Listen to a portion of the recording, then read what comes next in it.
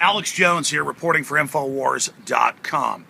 There is a big national story dealing with a California TV station that was covering the 777 crash in San Francisco, and somebody gave them a fake list of the pilots and other passengers that was joke Asian names.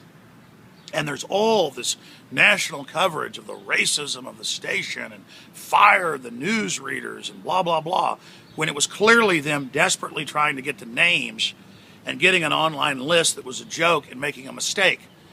The bigger issue here is teleprompters. That's why InfoWars Nightly News, my radio show, do not have teleprompters. That allows centralized groups to load their own propaganda in and then have other people basically regurgitate it so the power structure can put out a unified message.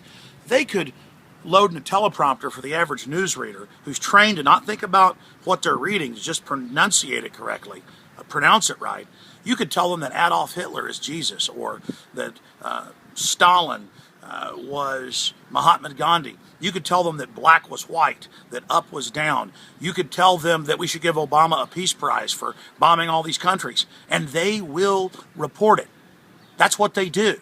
It's the end of journalism in this country.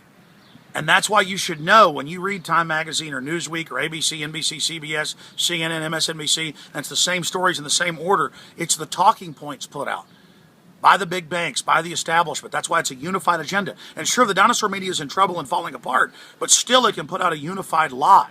And it's up to us in the real media, the people's media, the truly diverse media, to challenge that.